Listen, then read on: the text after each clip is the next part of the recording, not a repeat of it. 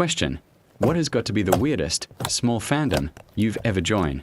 And no, when I meant by weird, it's not anything sexual, nor cringe. As long as the fandom has a rather odd and strange fan base, despite it being based off a toddler-safe media, like TV shows or educational games as an example. And as long as it's small, dead, or alive, it should be a small fandom that isn't highly popular or known by majority of people.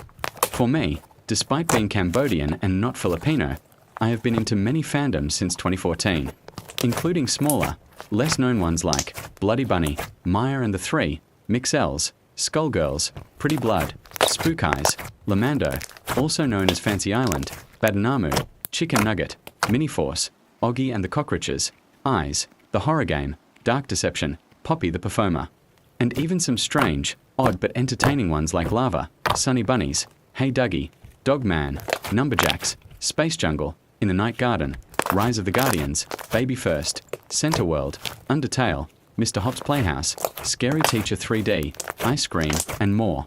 But since today's topic is focused on the weirdest small fandom, I have picked the one I considered as the most weirdest, but small fandom. But first, do you remember these games? If you do, you've seemed to have a really good and nostalgic childhood on the internet in the early 2010s. But if you don't, then you have likely seen this in some YouTube video somewhere, but I'll explain shortly.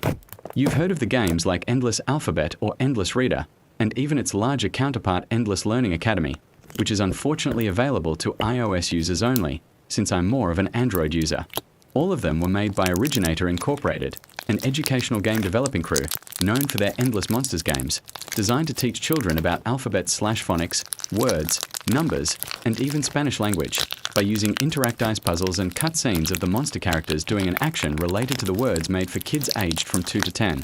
Founded on August 2013 by a team of artists and engineers who formerly worked for Callaway Digital Art, developing apps partnered with Sesame Workshop, which explains the whimsical, interactive, and friendly Sesame Street-like vibe aimed towards kids.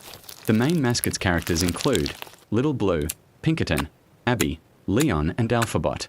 But there are also major characters such as Big Blue, Yoshi, Scampy, Rocky, Tuttle, Sherbet, Francis, Eli, Dapper Dandy, Bean, Amy, and a few others you might have to check yourselves. But there was one thing about the fandom itself. If I had to describe, how is it like? In short, sometimes it's weird, odd, cringe, but also silly and entertaining. But for a longer explanation, it's literally Pooh's Adventures all over again, but with Sesame Street aesthetic monsters instead, that focuses on teaching toddlers and young kids alphabet and numbers, except that such movies or shows related to it don't exist because it's just a game. All of this happens because of the cutscenes in the games, literal cutscenes after puzzles were solved, that randomly caused it to gain its own fan base. And don't get me started on the videos, because what the actual fuck do you mean by the characters doing whatever is in your curious mind? Battle for Monsters, the Endless Monsters movie, the Endless Monsters shows, and its own intro.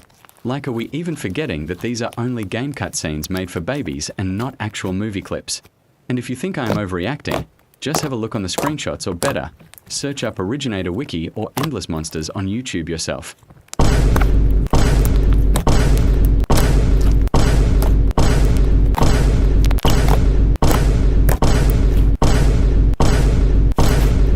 Overall, the fandom is quirky, but crazy and diabolical in its own way and rights, with even some parts of it being lost media, earning it to be one of the weirdest fandom, in my opinion. What are your opinions on the fandom? And which one of your own fandom is weirder?